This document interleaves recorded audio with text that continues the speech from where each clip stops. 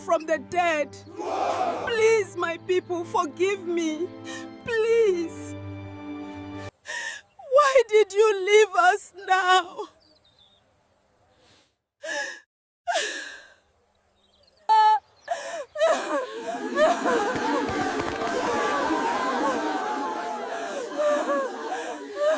In one small Nigerian village, there was a woman who cried at every funeral, but what nobody knew was that every time she cried, she was stealing from the dead. If you love deep African stories like this, press like now, because this one will shock you.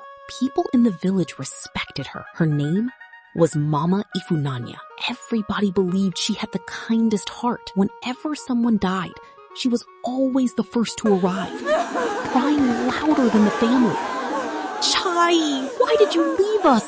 Why now?" People would say, "Why did you leave us "This woman, now? her heart is too soft." But what they didn't know was that her tears were not always real. At home, Mama Ifunanya was a loving mother. She had 2 children, Chinedu and little Adachize.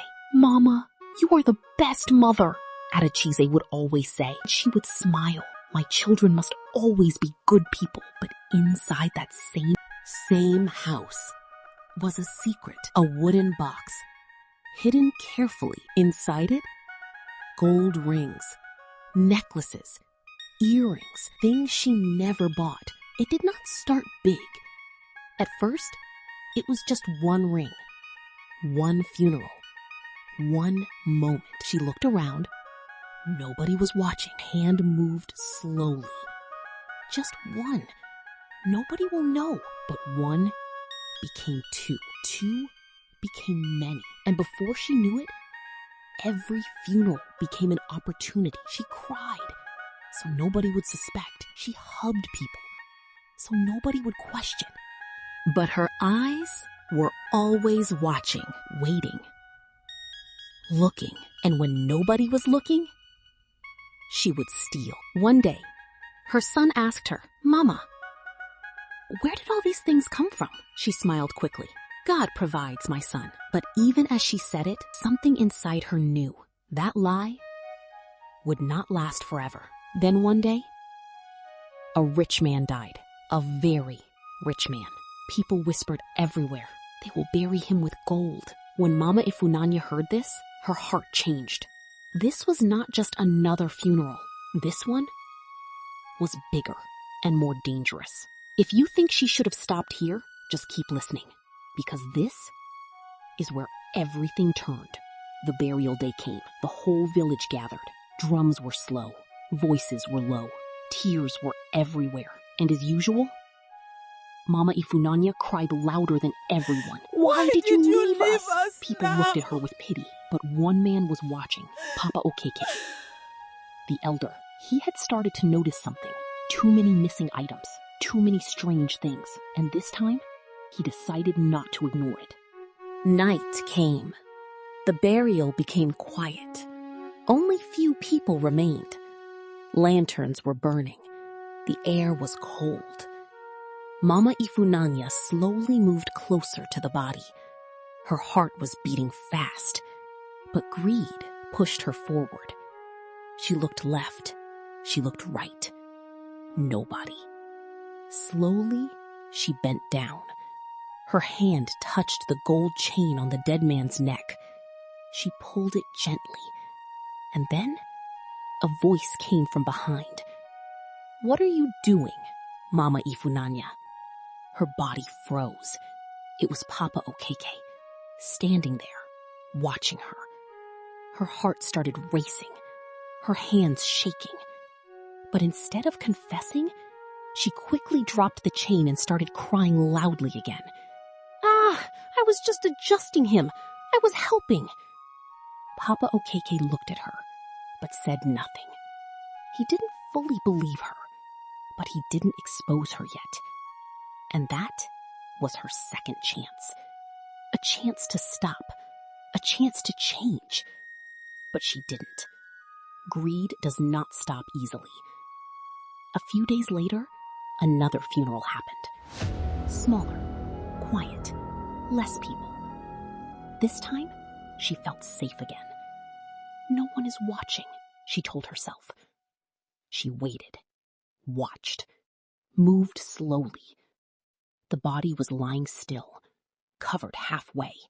A bracelet shined on the wrist. Her eyes locked on it. Her breathing slowed. Her hand moved forward.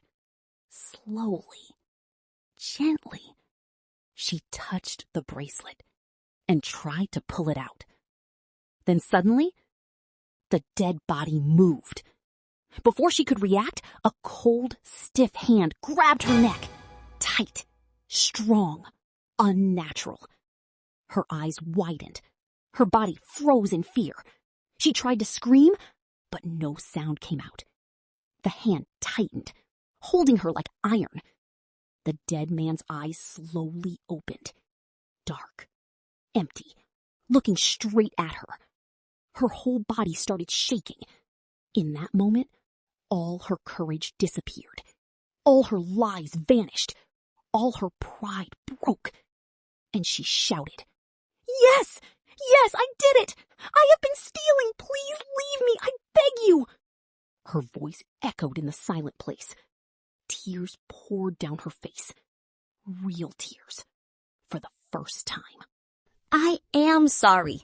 I will stop. I will return everything. Suddenly, the hand released her. She fell to the ground, breathing heavily, shaking. When she looked again, the body was still, lifeless, like nothing happened. But for her, everything had changed. She ran out, crying, screaming. The next morning, the whole village heard what happened.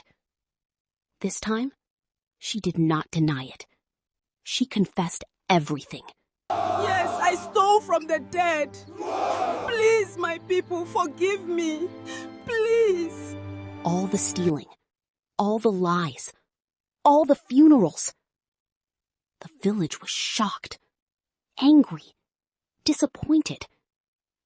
Her children stood there, broken. "Mama, why?" Adeyeze cried. But this time, Mama Ifunanya had no excuse.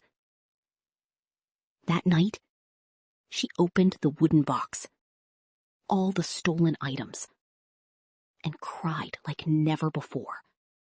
What have I done?